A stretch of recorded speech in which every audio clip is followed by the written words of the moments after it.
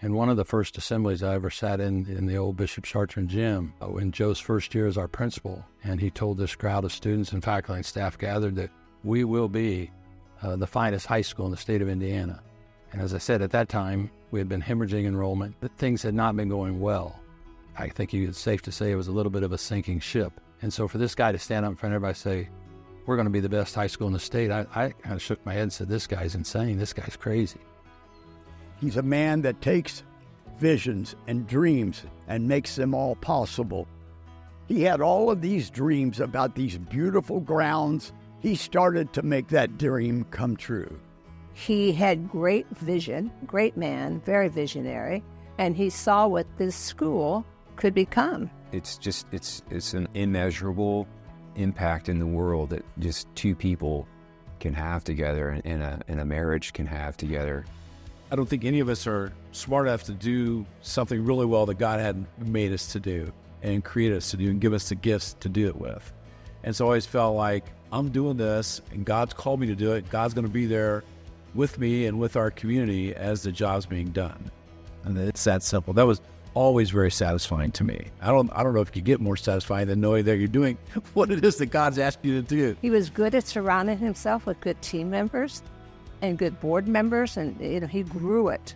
And people believed in what he espoused to do and to be. And again, if you believe in your leader, good things happen. And there are so many people that joined him because he was that Pied Piper. You wanted to follow him. He made you feel like you were important, and he made you feel like what you do matters.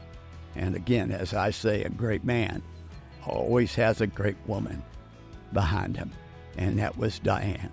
And she was there through the good, through the bad, through the ugly, but always there behind him, her husband.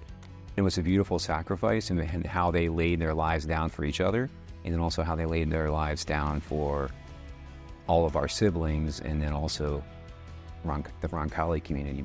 If Diane wasn't as committed to the mission of Roncalli, there'd be absolutely no way any spouse would say okay to her husband being away for 10 and 12 hours a day over extended periods of time. So yes, was Joe committed to our mission? Absolutely. Was Diane committed to our mission? Absolutely.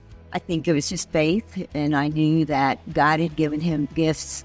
He's a very religious, holy man, and he has ambition and vision, and I knew those gifts would be used here, and so I just always saw it as part of God's plan, and I just kind of went along with the ride. And Diane was right there supporting him through all of these times and allowing him to be him. And he was a magician. He made magic happen. Yeah. And that just speaks to his visionary leadership, and it speaks to his ability to motivate people, to inspire people to move in that direction. But I'll never forget that. And it still inspires me today to make sure that Roncalli continues to be one of the finest, if not the best, high school in the state of Indiana.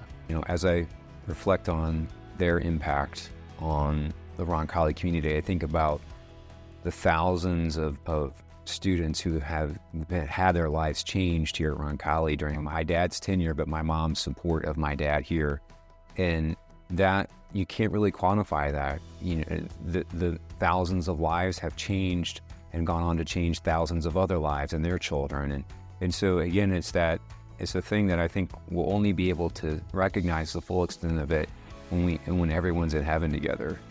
Joe and Diane, we'll never, ever be able to thank you enough for your lifelong commitment to Roncalli High School.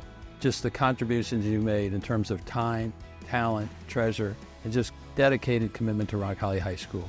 On behalf of all of us here at Roncalli, congratulations on being this year's St. John the 23rd Award winners. Most deserving.